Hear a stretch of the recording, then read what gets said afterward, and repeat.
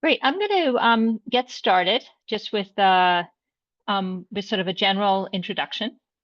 So my name is Lisa Hirschhorn. I'm the director of the Ryan Family Center for Global Primary Care here at the Robert J. Havey Institute for Global Health, also professor of medical social sciences, and also member of the Center for Dissemination and Implementation Science at Northwestern University's Feinberg School of Medicine.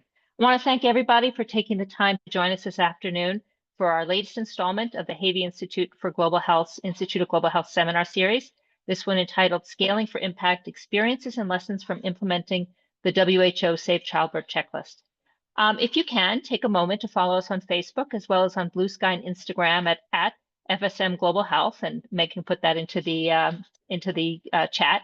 In addition, we welcome you to become an Institute member to receive access to specialized resources, including potential for funding and services to support the research infrastructure, and we'll also put that link into the chat. Today, I am absolutely thrilled and delighted to introduce my longtime friend and colleague, Dr. Katherine Semrau. Katherine is the Deputy Director of the Ariadne Labs, which is a very innovative collaboration between the Harvard T.H. Chan School of Public Health and Brigham Women's Hospital. And she is therefore really overseeing a lot of the work. And she's also Associate Professor at the T.H. Chan School of Public Health. I've known Katherine actually for quite a few years when I was working at Ariadne Labs, and have just been always so inspired by her vision and her energy and commitment to helping reduce harm and death among women and children in resource-constrained settings. At Ariadne Labs, she's the director of the BetterBirth Program and brings to that more than 20 years of experience in maternal and newborn health, focusing on improving outcomes and quality of care around the time of birth. Her research portfolio now focuses on designing, testing, implementing, and scaling maternal and newborn health interventions. These include projects focusing on the Safe Childbirth Checklist she'll talk to you about, but also on other things around patient education and facility readiness, and very interestingly now leading a project focusing on identifying solutions for the most vulnerable newborns, especially low birth weight and preterm infants. There will be time for questions following the presentation. We welcome you to submit questions through the Q&A feature at the bottom right corner throughout the presentation. And now, Katherine, Dr. Semrau, I turn it over to you. Excellent. Thank you so much, Lisa, for your very warm and kind introduction. I will just mention that I have been honored to work with Lisa for more than 10 years, particularly initially in the Safe Childbirth Checklist work. I also just want to share with you all that I am in North Carolina right now, where there is a bit of a storm underway. So hopefully my internet will hold. But Meg and others, please let me know if you're having any difficulty hearing me or if the slides are not showing. So I was thrilled when Lisa asked me to speak at this Havey Institute for Global Health seminar series, partially because one of the things I have really enjoyed about working on the Safe Childbirth Checklist is that it shows that longevity and working on one particular problem can really help us understand results and impact.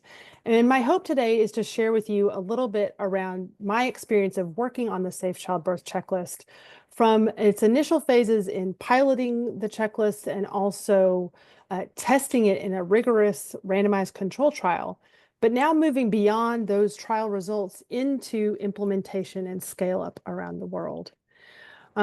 And so with the 29 of you that are here on the call, I'm really grateful for your time today and invite any questions. Feel free to add those in the Q&A, as Dr. Lisa said.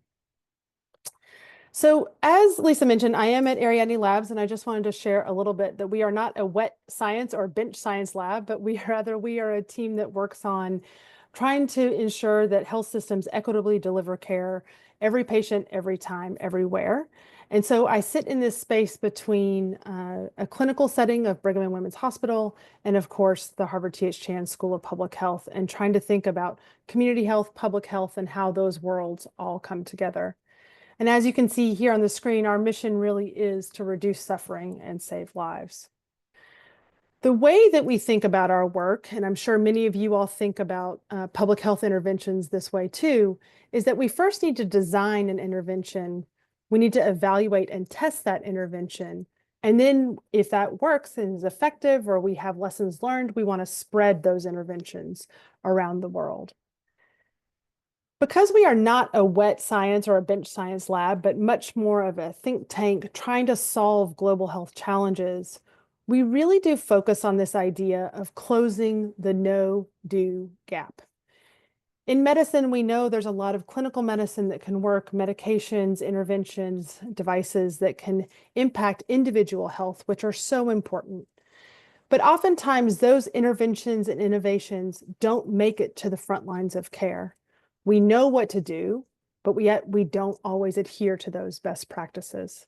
And we know that the poor quality care that the Lancet Commission on High Quality Health Systems highlighted a couple of years ago, that poor quality care is the bigger killer of people around the world, rather than just insufficient access to care overall.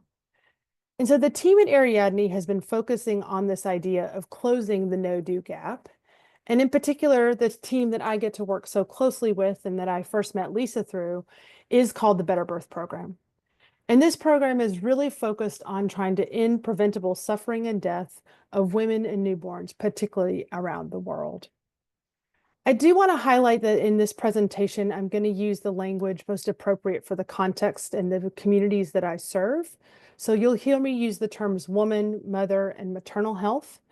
But I do want to note that inclusivity is important, and we do really focus on making sure that all people with a capacity for pregnancy and birth are welcomed in these conversations.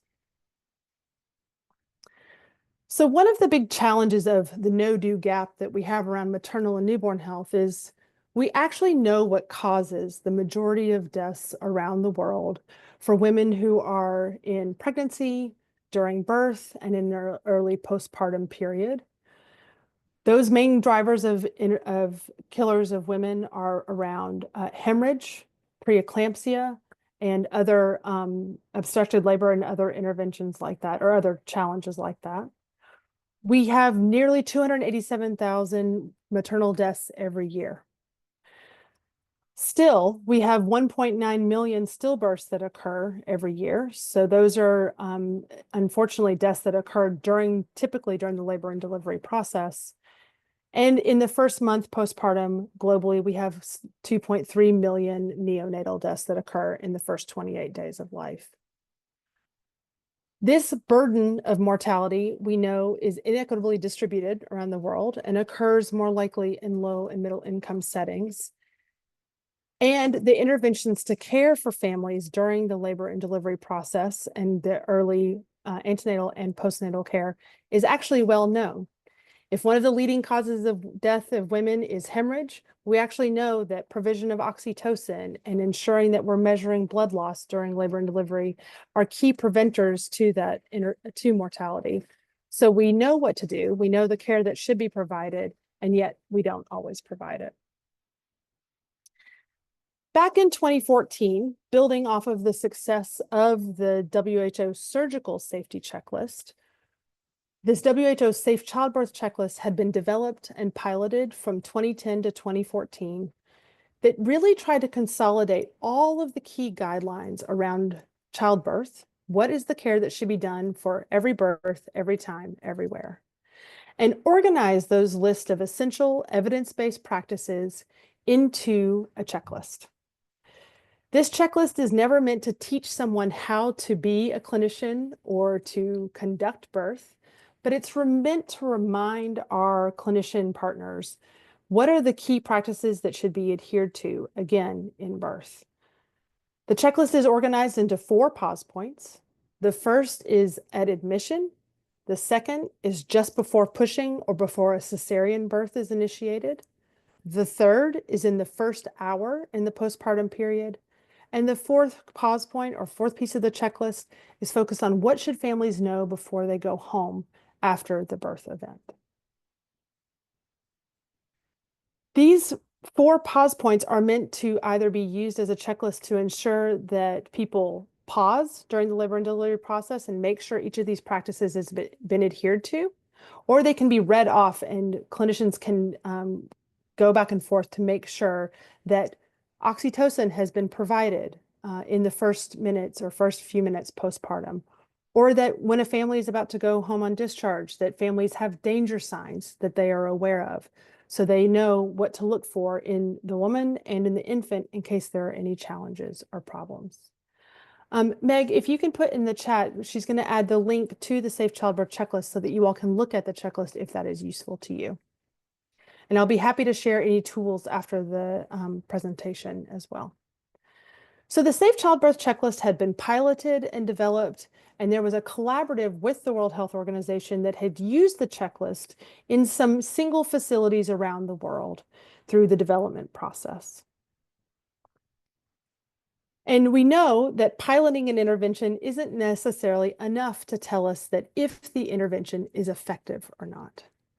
So back in 2010, the team received funding, and including Lisa with the piloting of the Safe Childbirth Checklist, to then evaluate the checklist with the most rigorous study design possible. We used a cluster randomized control trial to conduct the BetterBirth study, or the BetterBirth trial, which was focused in partnership with colleagues in Uttar Pradesh, India, which is the state highlighted in the darker blue color here on the map. In Uttar Pradesh, every year, there are more than 200 million population that occurs. And we had a massive number of facilities that were part of the study. So in 120 primary level facilities, so these are facilities that provide routine labor and delivery services, and a small subset of the facilities provided cesarean birth care. 60 of the facilities were randomized to the intervention arm, and 60 facilities were in the control arm. We ended up following nearly 160,000 mother-infant pairs who gave birth at these facilities. We were able to follow up families from the time of birth until 7 days postpartum to answer the key effectiveness question.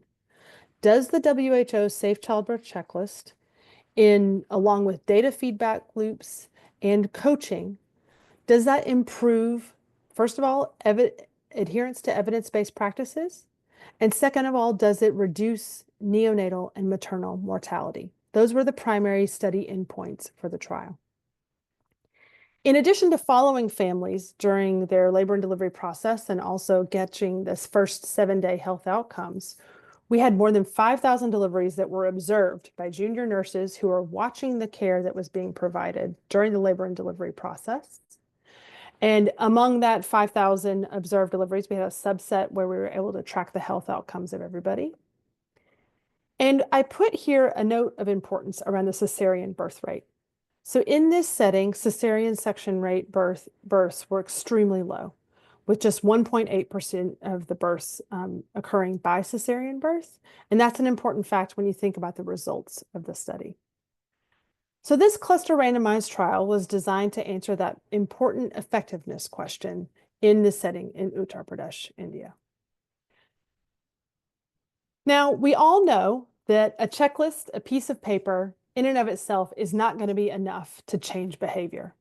It really is about the intervention package and implementation strategies that we build around interventions that create success. So in this graphic, you can see that the WHO Safe Childbirth Checklist was the initial nugget of the intervention, and that's there on the left-hand part of the slide. But we used a three-pronged strategy called Engage, Launch, Support that was meant to improve the uptake and adherence to the checklist, the adherence to the behaviors on the checklist, and aim to reduce mortality and morbidity. In the Engage comment, you can see that it was focused on engaging the leadership at each of the health facilities. We worked very closely with the Ministry of Health and Family Welfare in Uttar Pradesh, as well as the state governments and leadership in Uttar Pradesh.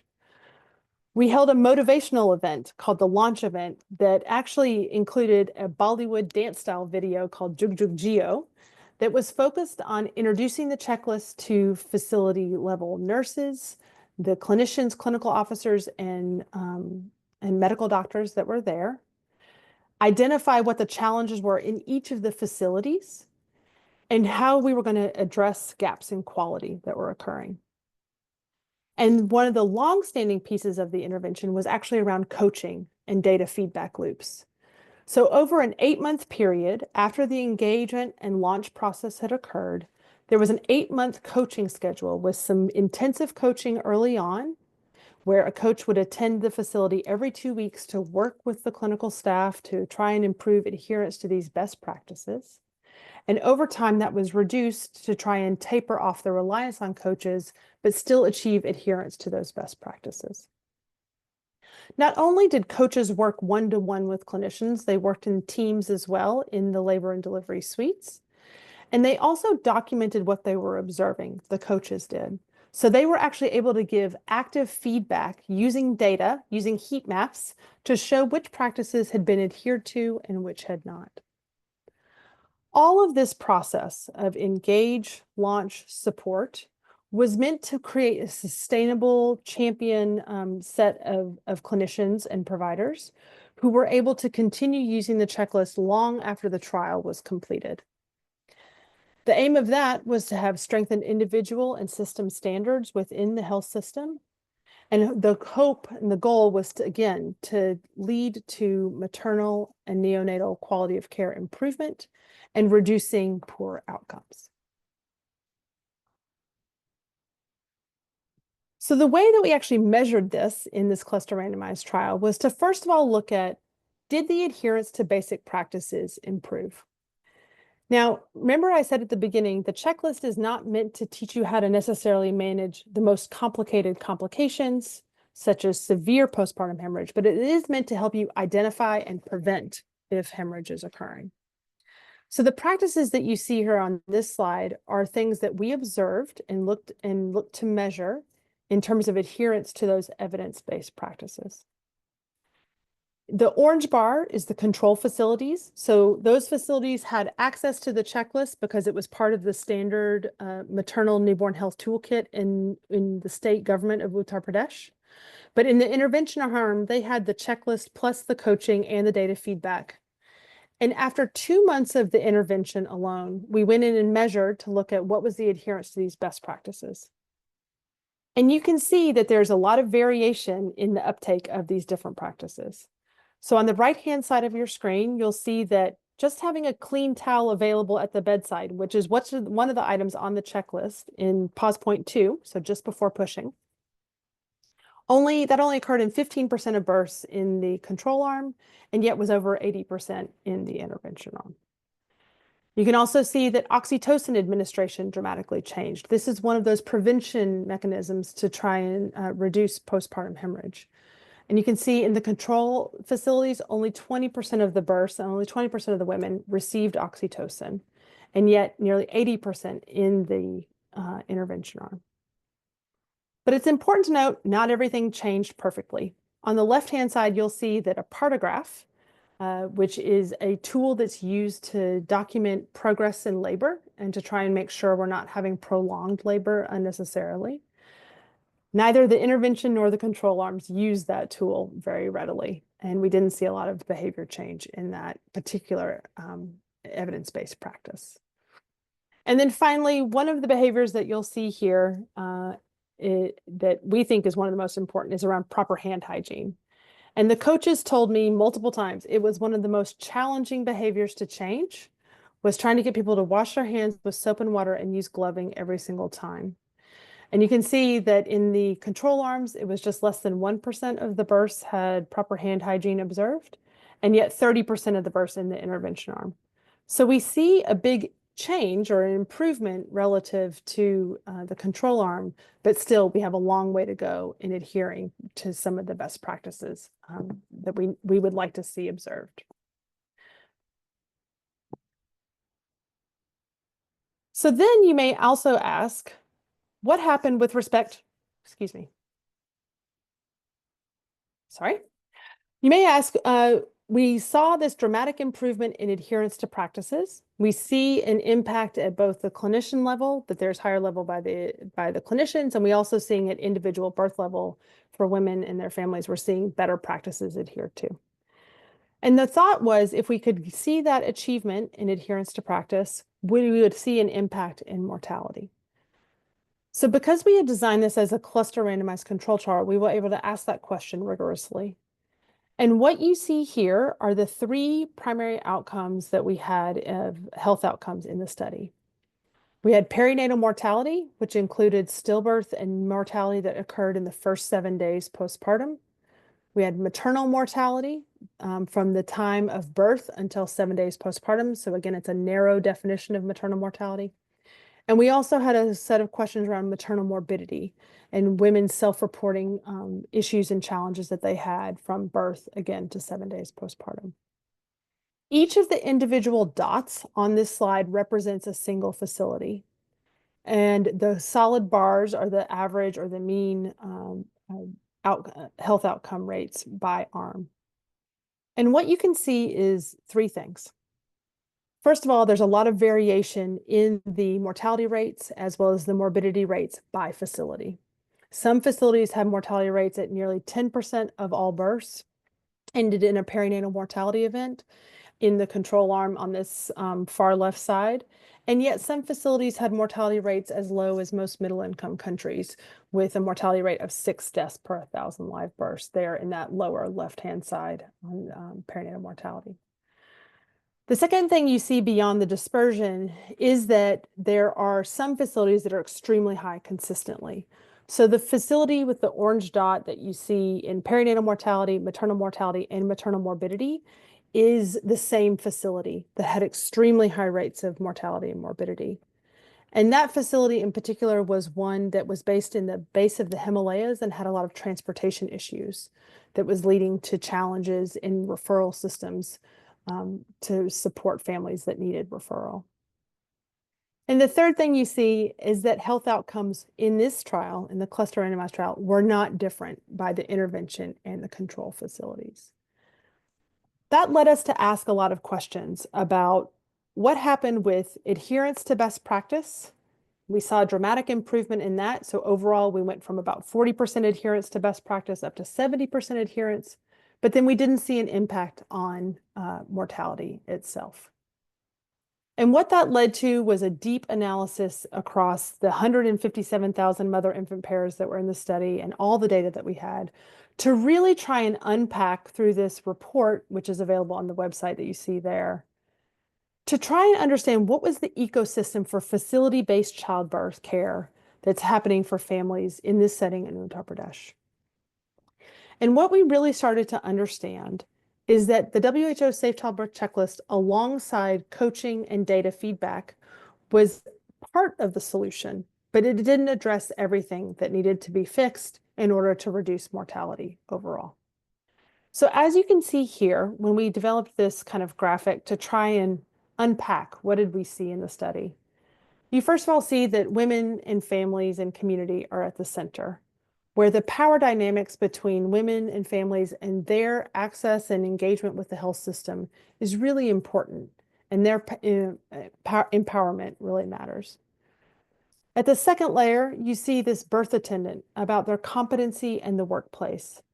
It's not just that clinicians needed to be trained and put into health systems to go do the work, but really that they had a supportive environment with management that cared about them as individuals and also ensured high quality training consistently is needed to improve the adherence to evidence-based practice and to be able to manage complications effectively.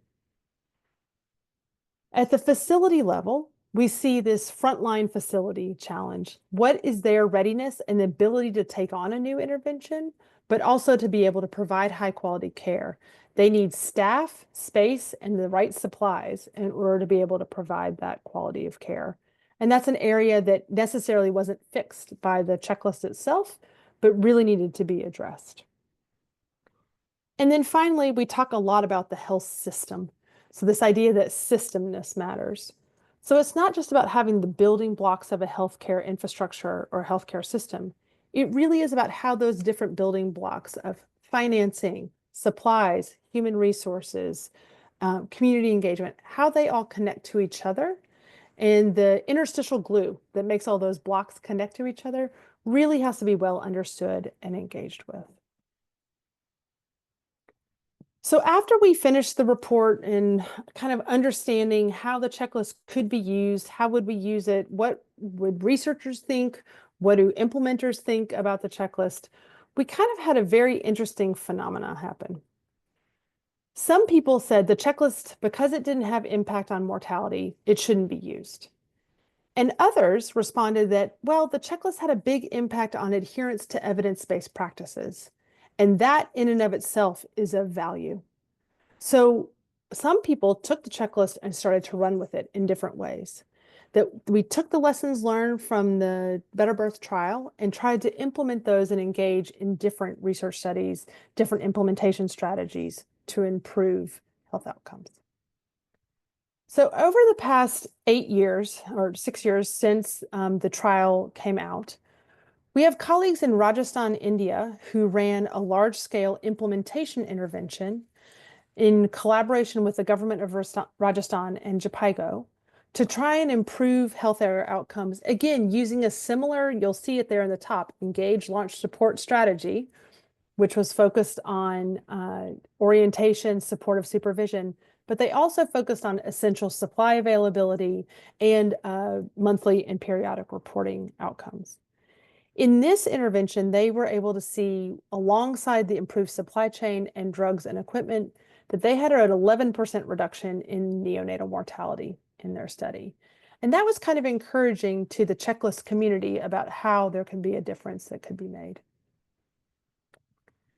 In Uganda and Kenya, some colleagues that focused on a quality improvement collaborative, along with simulation training, along with data strengthening, and a modified safe childbirth checklist that was particularly focusing on preterm birth and either prevention of preterm birth or better management of preterm birth. When they put all 4 pieces of that package together and in the intervention facilities, they also saw a reduction in pre-discharge mortality, in discharge, reduction in perinatal mortality, fresh stillbirth, and a 28-day neonatal mortality reduction. So again, new studies that were building on the initial work of the Safe Childbirth Checklist, we're starting to see different impacts along the way. So our colleagues over the past couple of years have been working with many implementers. This is a picture from the team implementing in Rwanda several years ago that tried to start understanding how is the checklist being adapted and implemented. I'm sure in many of your other talks, you've heard so much about the importance of context matters and how we adapt interventions really can help create change.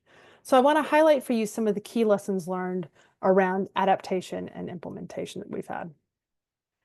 So first of all, in the spring of 2020, which was a complex time, as you all recall, we did put out a survey and interviewed respondents across several countries there that are highlighted in the different colors on the map, that tried to understand what was the implementation strategies that people were using and how were people adapting the actual checklist. So you can see that people had a couple of different ways that they adapted the checklist. First, there's a whole series of structure pieces that people built.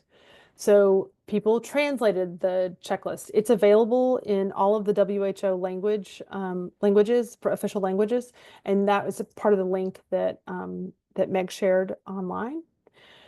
There were some that used a digital version of the checklist, so they built an app around the checklist. Some made it fit in one page. Some people also incorporated the checklist into their medical record or their case sheet, depending on which environment they were working. Not only did we see changes in the structure of the content of the checklist, we also see the content changes. So guideline changes were quite dramatic. In some environments, triage evaluation was added. HIV prophylaxis as well as treatment guidelines were added into the checklist. Queries around blood product availability. And so then that changed what the cascade of evidence-based practices included on the checklist was modified. We also saw that people had management level tools that were added. So sometimes it was about confirmation that a practice was done. Sometimes it was a person signing for responsibility and accountability of the care that was being provided. And third, you'll see that sometimes they focused on referral systems and transportation arrangements. So that was documented using the checklist in an easy way. And sometimes it was used as a handoff tool to go from one facility to the next facility. When we asked people about what were their implementation activities, how did they get the checklist off the ground? You can see here that out of each of the respondents in across the 55 respondents that shared their intervention with us, shared their implementation strategy with us, that a lot of people adapted the checklist. Over 75% of the teams adapted the checklist. They met with stakeholders and they reviewed kind of current practices. But interestingly, not everybody built a super supportive supervision team to go along with checklist implementation.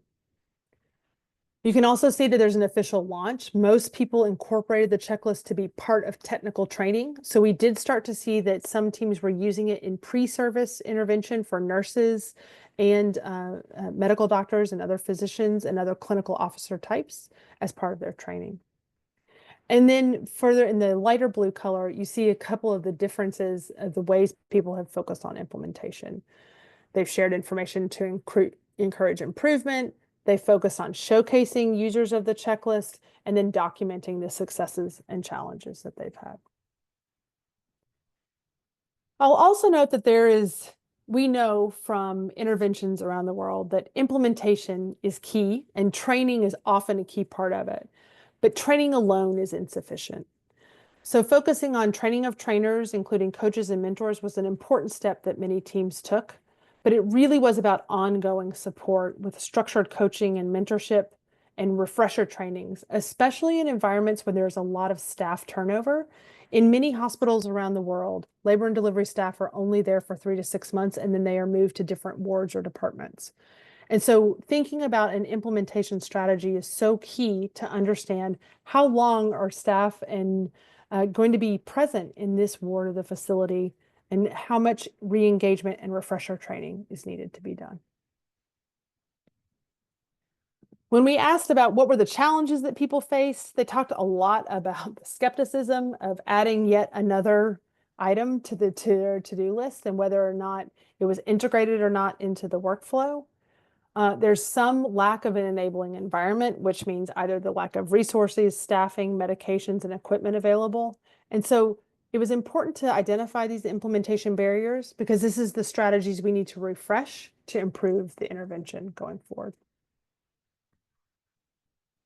I'm sure many of you have heard of CFIR, the Consolidated Framework for Implementation Research, and one of the key areas that we focused on in our review of hearing from people who've been focused on implementation of the Safe Childbirth Checklist, we tried to understand where changes are possible. So with respect to the intervention, some of the areas around implementation barriers focused on the need for ongoing funding to support this kind of work, whether that be external or internal funding, whether or not the checklist was integrated into the medical record. But we also saw that there were key barriers in the outer setting, inner setting, and individual and process levels as well. So whether or not the government supported the intervention was key. That's true in most environments. So making sure that there is buy-in from leadership and engagement is critical. Focusing on team dynamics and staff hierarchies and how people are engaging with a new intervention tool like this. Because a checklist is meant to provide support to all kinds of providers or clinicians who are providing care during birth. And so it's not necessarily about a tool only for nurses or only for OBGYNs, but rather something that really matters for the whole team that can improve health outcomes. We know that motivation or perceived burden of the checklist is a barrier as well. And then, of course, the process focusing on how we use a tool like the checklist. How do we use it in emergency situations? How do we make sure that the practices are adopted as habits? So we mapped these implementation barriers across the framework. We also heard from colleagues about what worked, what was successful. And we were really excited to hear that many of the colleagues highlighted that focusing on the design and pre-engagement was so key about ensuring that there was a clear purpose and drive for the use of the checklist in this kind of intervention for quality improvement. Focusing on engagement and launching so that all the facility staff and leaders, even those who are involved in birth, across the board are part of the process and not just being handed something to be done. We focus on what the support mechanisms were that actually helped create change. So you can see here, like strengthening the facility's connection into the referral network. So something we heard a lot about at the frontline facilities is the need to connect to higher level hospitals when there's a challenge or a complication that can't be managed at that first facility. So that networking effect is pretty important part of these kinds of tools, and the checklist can help facilitate that. And then finally, the need and understanding around data, how to use data, how to engage with it in a constructive manner, and not using data as an accusatory strategy, but really focusing on what are the things that are going well, and then where are the challenges that we still need to address. So I think the key take-home messages from the experience of the implementation strategy is that the adaptation is key. We know that context matters. And you may have heard that phrase from, it's attributed to Peter Drucker, but culture eats strategy for breakfast. So we know that adaptation is so critical to making these kinds of interventions successful. The second thing is we needed to focus on there's a discrepancy between what is the optimal enabling environment and what is the real world that people are facing with the resource constraints that exist in different facilities. So trying to make sure we're tailoring the intervention to meet the need of people at the front lines of care. And then finally, we think there are some adaptations to the checklist itself that can be done underway. So people have asked us, like, what's next for the checklist? So we actually have some key messages for different key stakeholders. So for the donors, it really is about investing in interventions and enabling environments. It's not just a one-off intervention or a magic bullet, quote unquote, but it really is investing in a health system. Focusing on ministries of health and policymakers, it's really about making sure that policy is supportive and helpful to quality improvement strategies and engaging with things like the Safe Childbirth Checklist to improve care. For clinicians and implementers, it really is about using something like the Safe Childbirth Checklist as a means of improving quality of care during birth, but it also may be working in consort with other interventions. As you saw in the studies in Rajasthan, Uganda, and Kenya, it was not just one intervention, it was a bucket of interventions coming together, or a bundle coming together. And then finally, there are a ton of questions that researchers still have to answer around what is the best way to understand the intervention, how do we use the checklist going forward, and what are the complementary bundles that can handle complications that the Safe Childbirth Checklist currently doesn't. So there's an ability to think about how we harmonize the metrics that we have, but also how we harmonize the interventions that we're asking clinicians to adhere to at the front lines of care. Just a few months ago, we just published a systematic review and meta-analysis that took a look at the full landscape of literature across the 5 major databases. And we just published that in the International Journal of Gynecology and Obstetrics. And using a systematic review approach, we were able to go from 1,070 articles in our very first run down to 16 key studies that were included in the systematic review and meta-analysis that were represented several countries here. So I think it's important to note that it wasn't just studies in India, Uganda, or Kenya, but it's colleagues in Italy, Zambia, Rwanda, Bangladesh, Brazil, China, and others who have really tried to adapt the checklist, use it, and then have shared their learnings. Across these 16 studies, there's more than 350,000 births that are represented in the studies, and we were able to conduct a meta-analysis with that kind of volume of data. And what we saw is a consistent increased adherence to evidence-based practice with the use of the Safe Childbirth Checklist. You can see the risk ratios and the 95% confidence intervals here. And importantly, across the board, across the 16 studies, we see an improved complication management. So preeclampsia management was dramatically improved with the adherence to the checklist, and ensuring that blood loss assessment is being done also improved, although obviously not as much as the preeclampsia management. And importantly, in terms of health outcomes, we observed a consistent reduction in stillbirth, in intrapartum stillbirth, about 11, a risk ratio of 0.89. And so importantly, we think that the Safe Childbirth Checklist provides a tool that can help improve not just adherence to best practices, but health outcomes overall. Over the past 10 years, we have seen that the Safe Childbirth Checklist use has grown and expanded to all the countries that are highlighted here in orange. There's about 26 countries that are represented in this graphic. And we are always looking to learn from others about their adaptations on the checklist and how we think about implementation going forward. And I'll wrap up there by just saying thank you. This is one of my favorite pictures from our work in Uttar Pradesh, but I think it represents the need that it takes a team and a village really to encourage and support comprehensive, high quality labor and delivery services, and that it's not just a party of one, but a whole crew. And of course, I couldn't have done this work without an incredible partnership with teams in India and around the world, and just want to acknowledge their incredible contributions. And I'm happy to take any questions. Thank you all.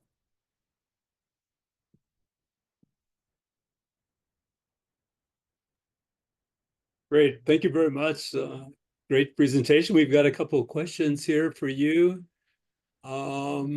By the way, I'm Rob Murphy. I came just as you started. I'm sorry. I was running in from medical grand rounds. But anyway, we've got some great questions here, and thanks for the great presentation. Well, So thank you. this is such an important study.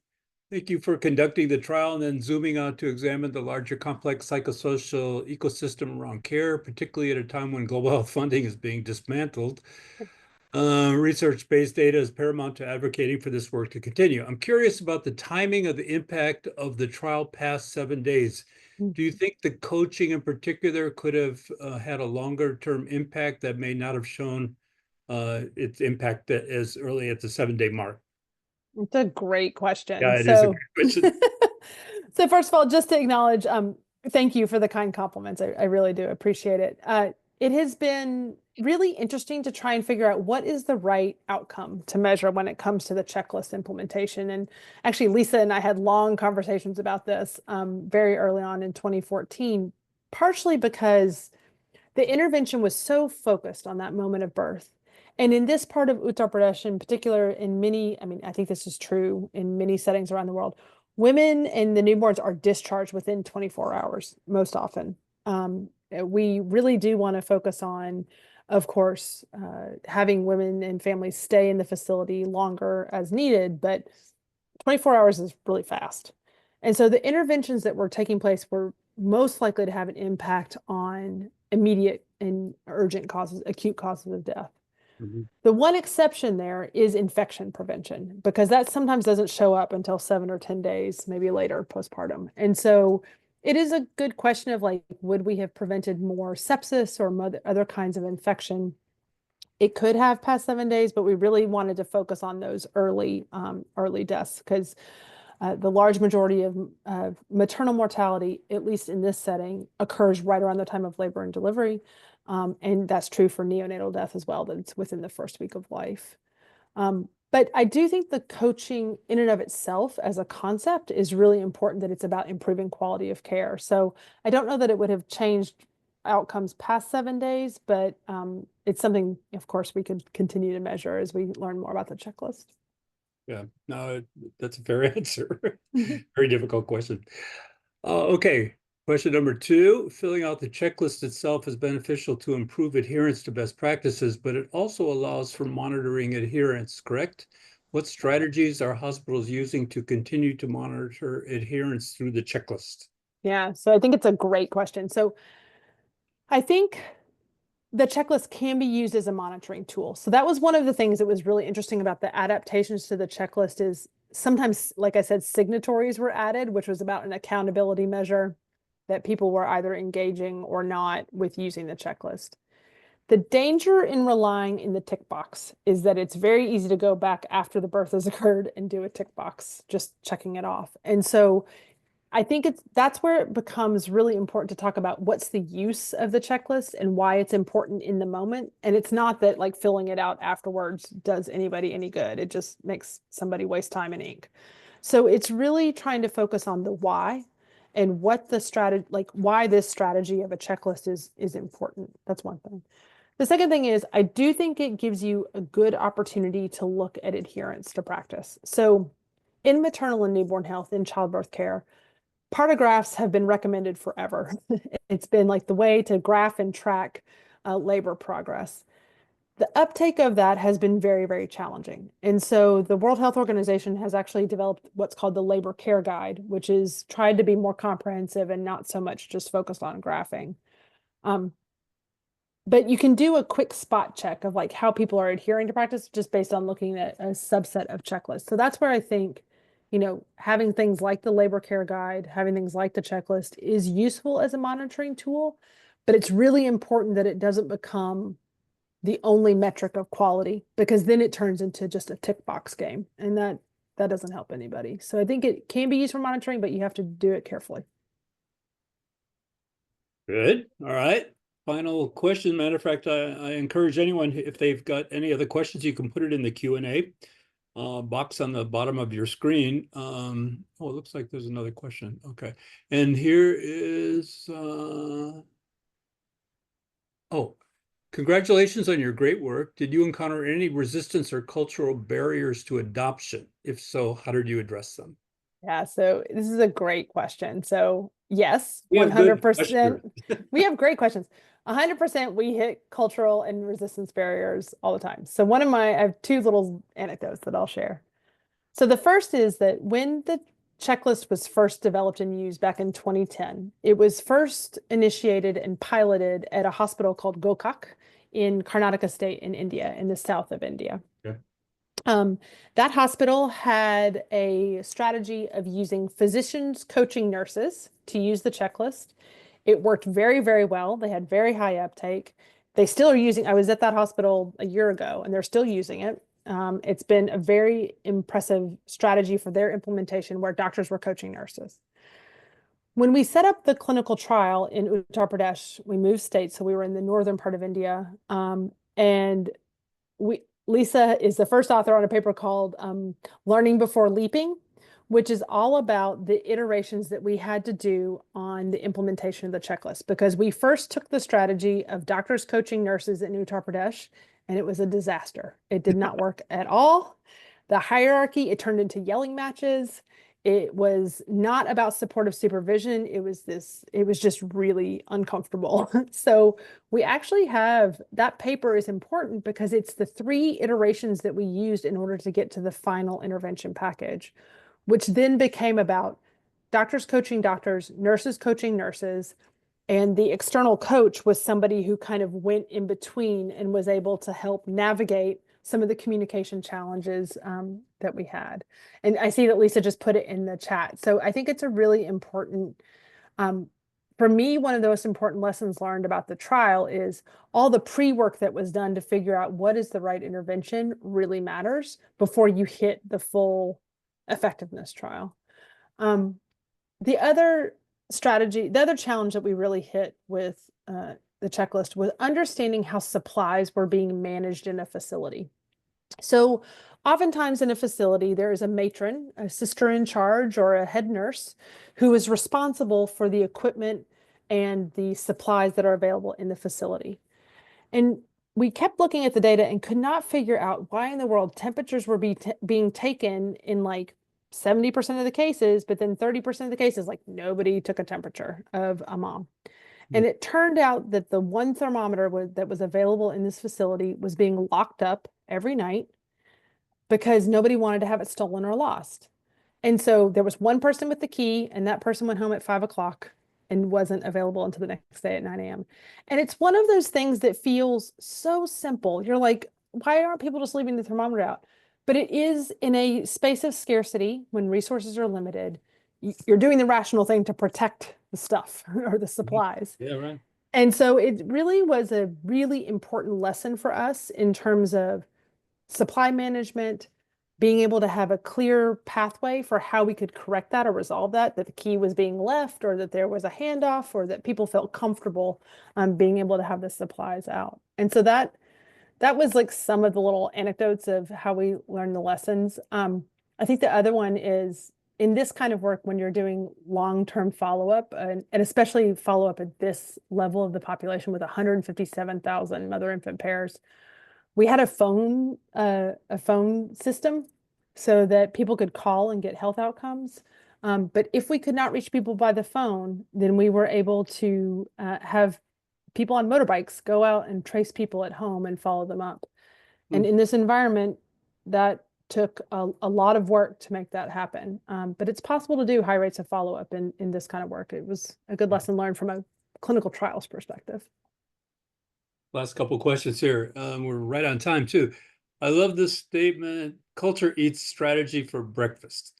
With that in mind, what intentional or unintentional design features of the checklist do you believe best enabled context-based personalization of the checklist and harmonization with the cultures in which it was being implemented?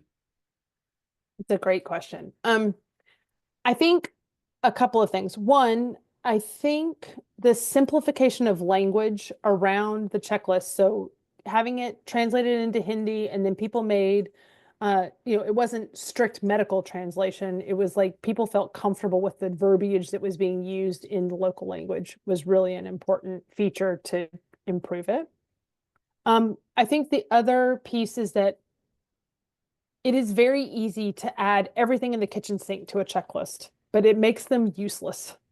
And so it's really important to focus on, like, we were really targeting what are the key killers of women and newborns. So it was addressing sepsis, hemorrhage, and neonatal resuscitation to address the asphyxia in children. So those were really important areas that we were targeting the leading causes of death in women and newborns. And I think that what that fundamentally meant is that you had to choose things that were left off. And sometimes people felt very uncomfortable with that. So when we did the iteration and modification, vitamin K dosing for newborns was, people felt was very important, had to be done. So that actually got added on the checklist, even though it wasn't on the original one. So I think those are some of the context specific ones, but I've been amazed at seeing different people's checklists, like how much they've changed. People have different order that they put it. Certain in Mexico and Peru, they actually separated it between a mom and a baby because it's different clinicians that actually work with each group. So people have used a lot of adaptation like that have made a difference. Last question here. Same from the same person as the last one. Was there any exploration or place in this project for the deployment of continuous monitoring or self-management tools for the patients and their caregivers? Yeah. So in this particular study, no. There was we did do patient satisfaction requests. So when we did follow up with everybody, we did ask about patient satisfaction and how they felt with the care that they received.